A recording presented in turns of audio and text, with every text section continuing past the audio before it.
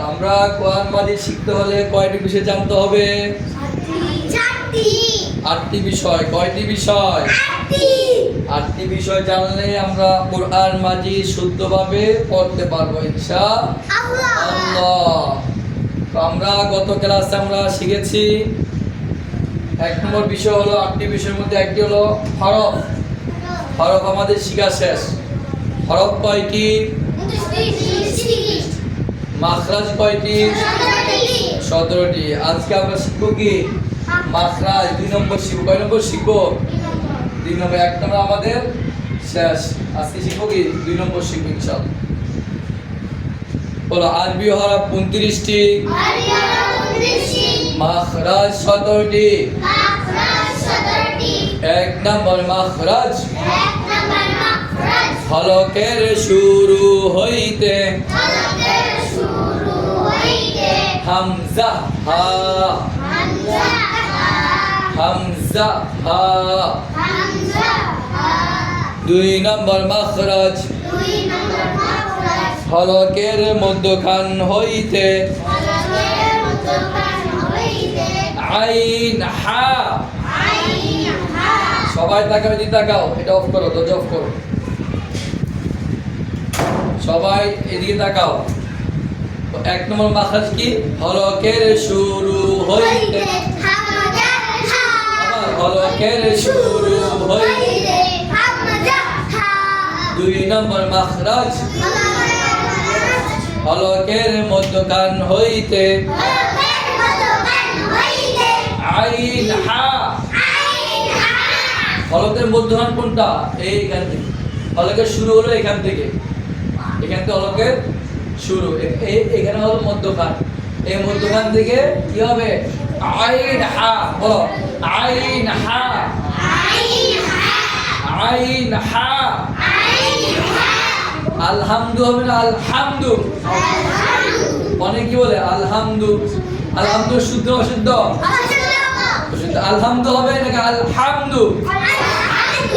আলহামদু। তারপর রব্বিল আলামিন হবে না রব্বিল আলামিন?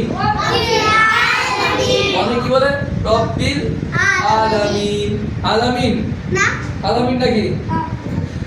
কি হবে? বলো, রব্বিল আলামিন। 2 নম্বর মাখরাজ, হলকের মধ্যখান হইতে আইন হা। 3 নম্বর মাখরাজ, হলকের শেষ হইতে গাইন খা। গাইন খা একটা আমাদের মুখটা হবে গাইন খা, গাইন খা। যেমন গায়রিল কি হবে? গায়রিল মাগ, গায়রিল মাগদুবি। বলো, গায়রিল মাগদুবি।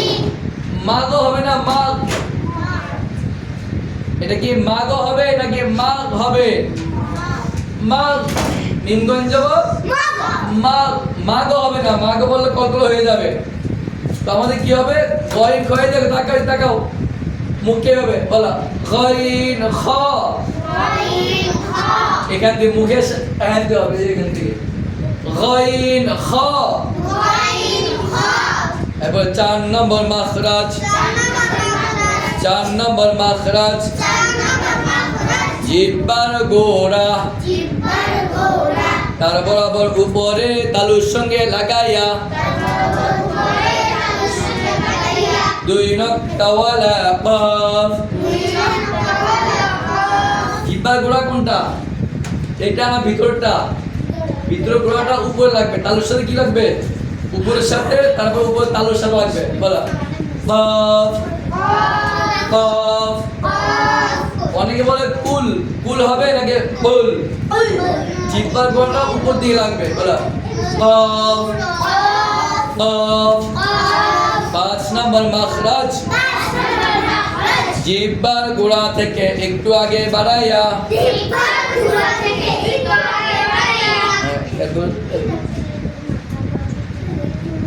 বলো 5 নম্বর মাখরাজ জিহ্বার গোড়া থেকে একটু আগে বাড়াইয়া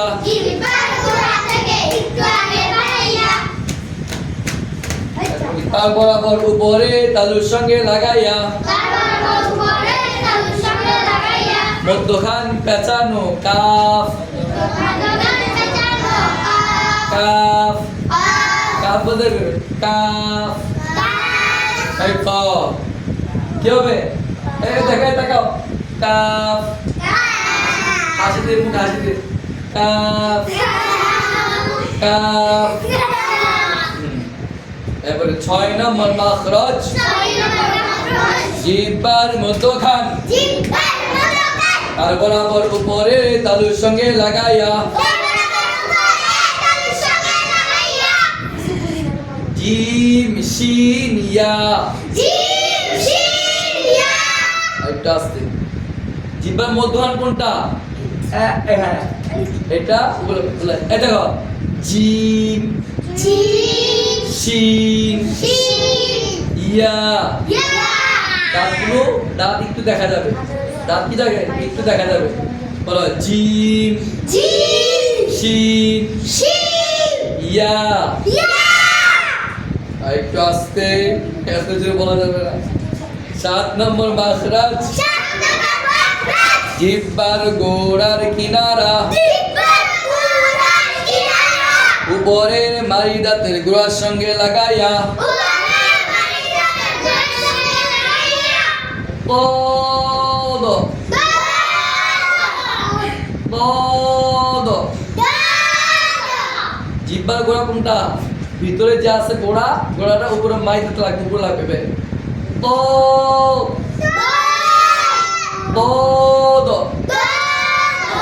8 নম্বর মাখরাজ জিহ্বার আগার কিনারা সামনের উপরের দাঁতের মারির সঙ্গে লাগাইয়া লাম লাম হ্যাঁ 8 নম্বর হলো কি জিহ্বার আগার কিনারা জিহ্বার আগা কোনটা এটা কিনারা এটা দেখো লাম এভাবে দেখো দেখো এভাবে লাম 9 নম্বর মাখরাজ জিহ্বার আগা এই দেখো দেখো জিহ্বার আগা এরপর তার বরাবর উপরে তালুর সঙ্গে লাগাইয়া নুন এটা জিহ্বার আগাটা এই উপর তালুর লাগবে এখানে এভাবে নুন নুন 10 নম্বর মাখরাজ জিহ্বার আগার পিঠ তার বরাবর উপরে তালুর সঙ্গে লাগাইয়া র এটা কর র জিহ্বার আগার পিঠ জিহ্বার আগা আছে না পিঠ র র 11 নম্বর মাখরাজ জিহ্বার আগা সামনের উপরের দুই দাঁতের গোড়ার সঙ্গে লাগাইয়া ও দাল তা জিহ্বার আগা এই জিহ্বার আগাটা আছে না এখানে জিহ্বার আগাটা সামনের উপরে দুই দাঁত এই দুই দাঁত দেখাই দেখো জিহ্বার আগা সামনের উপরে দুই দাঁত লাগবে বলো ও দাল তা 12 নম্বর মাখরাজ জিহ্বার আগা সামনের নিচের দুই দাঁতের পেট ও আগার সঙ্গে লাগাইয়া সদ সিন সিন জা জিহ্বার আগা কোনটা এই জিহ্বার আগাটা সামনের নিচে দুই দাঁত সামনের নিচে এই দুই দাঁত থাকবে সিন জা সদ এরপর দেখো 13 নম্বর মাখরাজ জিহ্বার আগা সামনের উপরের দুই দাঁতের আগার সঙ্গে লাগাইয়া গজাল তা এভাবে গজাল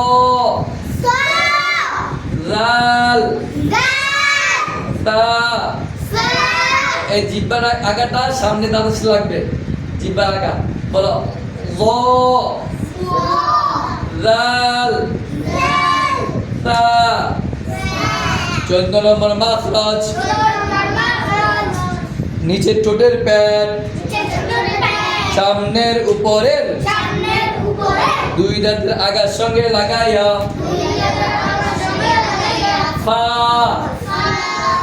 এই দেখো এই টাকা ফা উচ্চারণ হবে যে নিচের ঠোঁট আছে ঠোঁটের সাথে দুই দাঁত লাগবে ফা ফা 15 নম্বর মাখরাজ দুই ঠোঁট হইতে ওয়াও বা মিম উচ্চারিত হয় আওয়াজ করে ওয়াও বা মিম এই দেখো ওয়াও কিভাবে ওয়াও গুল করো ওয়াও বা মিম এই দুই ঠোঁট হইতে তিনটা উচ্চারণ দুই ঠোঁট হতে এই ঠোঁট ওয়াও বা মিম উচ্চারিত হয় 16 নম্বর মাখরাজ